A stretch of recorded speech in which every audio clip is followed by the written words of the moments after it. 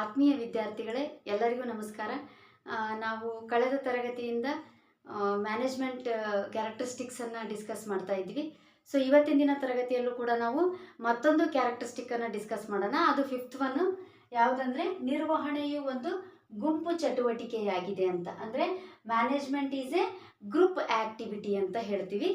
So ಹಾಗಾದರೆ ನೋಡ್ರಿ, ಯಾವಾಗಲೂ ಸಂಘಟನೆ ಅನ್ನೋದು ವೈವಿಧ್ಯಮಯ ವ್ಯಕ್ತಿಗಳನ್ನು ಒಳಗೊಂಡಂಥ ಒಂದು ಸಮಷ್ಟಿ ಅಂತ ಹೇಳ್ತೀವಿ. ಅಂದರೆ ಸಂಘಟನೆ ಅನ್ನೋದು ಹಲವಾರು ರೀತಿಯ ವ್ಯಕ್ತಿಗಳನ್ನು ಅದು ಒಳಗೊಂಡಿರುತ್ತೆ. ವೈವಿಧ್ಯಮಯ ವ್ಯಕ್ತಿಗಳು ಅಂತಂದರೆ ಬೇರೆ ಬೇರೆ ರೀತಿಯ ವ್ಯಕ್ತಿಗಳು. ಅವರ ಬ್ಯಾಕ್ಗ್ರೌಂಡ್ ಬೇರೆ ಇರುತ್ತೆ, ಅವರ ಥಿಂಕಿಂಗ್ ಕೆಪಾಸಿಟಿ ಬೇರೆ ಇರುತ್ತೆ, ಹೌದಾ? ಸೊ ಅವರ ಪರ್ಸ್ನಾಲಿಟಿ ಬೇರೆ ಇರುತ್ತೆ. ಸೊ ಹಿಂಗಿದ್ದಾಗ ಹಲವಾರು ರೀತಿಯ ವ್ಯಕ್ತಿಗಳನ್ನು ಅದು ಒಳಗೊಂಡಿರುತ್ತೆ. ಹಾಗಿದ್ದಾಗಲೂ ಕೂಡ management is not A single person work. Management ಅನ್ನೋದು ಒಬ್ಬನೇ ಒಬ್ಬ ವ್ಯಕ್ತಿ ಮಾಡುವಂಥದ್ದಲ್ಲ. ಮ್ಯಾನೇಜರ್ ಮ್ಯಾನೇಜ್ಮೆಂಟ್ ಮಾಡ್ತಾನೆ ಅಂದ ತಕ್ಷಣ ಅದು ಮ್ಯಾನೇಜ್ಮೆಂಟ್ ಆಗಲ್ಲ. ಮ್ಯಾನೇಜರು ಮ್ಯಾನೇಜ್ಮೆಂಟ್ ಮಾಡೋದು ಹೆಂಗೆ? ಹಲವಾರು ವ್ಯಕ್ತಿಗಳನ್ನು ಒಟ್ಟಿಗೆ ಸೇರಿಸಿ ಎಲ್ಲರೂ ಸೇರಿ ಕೆಲಸ ಮಾಡೋದನ್ನು ನಾವು ಮ್ಯಾನೇಜ್ಮೆಂಟ್ ಅಂತ ಕರಿತೀವಿ. ಹಾಗಾದರೆ ಇಲ್ಲಿ ನೋಡ್ರಿ, ಇಲ್ಲಿ ಒಂದು ಸಂಘಟನೆಯಲ್ಲಿ ಈ 4 ಜನ ವ್ಯಕ್ತಿಗಳು ಕೆಲಸ ಮಾಡ್ತಾ ಇದ್ದಾರೆ.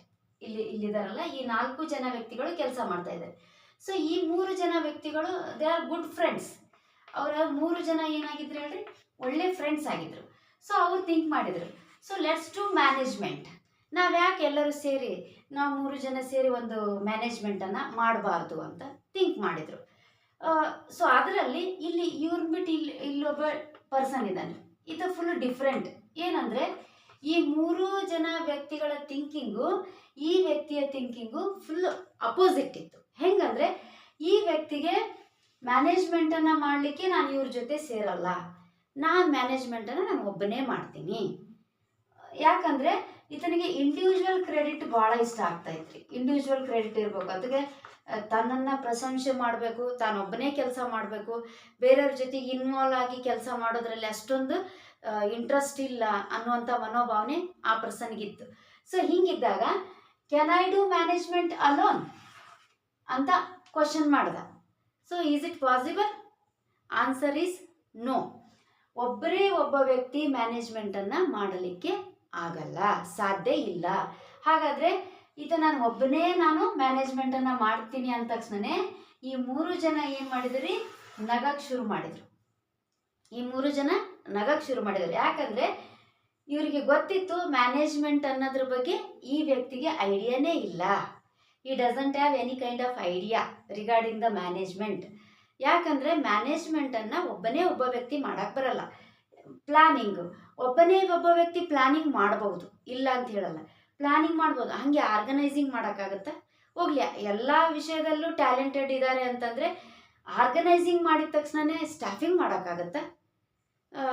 ಡೈರೆಕ್ಟಿಂಗ್ ಮಾಡೋಕ್ಕಾಗತ್ತಾ? ಕಂಟ್ರೋಲಿಂಗ್ ಮಾಡೋಕ್ಕಾಗತ್ತಾ?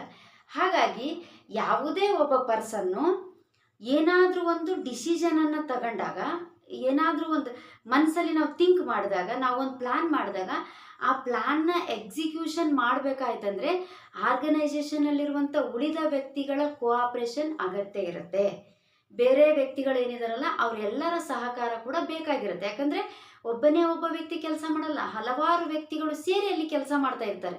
ಸೊ ಹಾಗಿದ್ದಾಗ ಸಂಘಟನೆಯ ಗುರಿಯನ್ನು ನಾವು ರೀಚ್ ಮಾಡಬೇಕು ಅಂತಂದರೆ ಎಲ್ಲ ವ್ಯಕ್ತಿಗಳ ಪರಿಶ್ರಮ ಒಂದುಗೂಡಬೇಕು.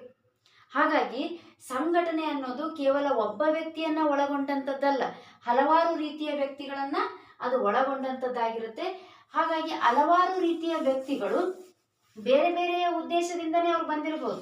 ಒಂದು ಸಂಘಟನೆ ಐತಂದ್ರೆ ಹಲವಾರು ರೀತಿಯ ವ್ಯಕ್ತಿಗಳು ಇರ್ತಾರೆ. ಸೊ ಹಲವಾರು ರೀತಿಯ ವ್ಯಕ್ತಿಗಳಿದ್ದಾರೆ ಅಂದರೆ ಅವರು ಬೇರೆ ಬೇರೆ ಉದ್ದೇಶಗಳಿಂದನೇ ಅವ್ರು ಜಾಯಿನ್ ಆಗಿರ್ಬೋದು. ಆದರೆ ಫೈನಲ್ ಉದ್ದೇಶ ಅವ್ರದ್ದು ಏನಾಗಿರ್ಬೇಕು ಹೇಳ್ರಿ, ಸಂಘಟನೆಯ ಗುರಿ ಆಗಿರಬೇಕು, ಆರ್ಗನೈಸೇಷನ್ ಗೋಲ್ ಆಗಿರಬೇಕು. ಆರ್ಗನೈಸೇಷನ್ ಗೋಲನ್ನು ರೀಚ್ ಮಾಡಬೇಕು ಅಂದರೆ ಪ್ರತಿಯೊಬ್ಬ ವ್ಯಕ್ತಿನೂ ಶ್ರಮ ಪಡಬೇಕಾಗತ್ತೆ.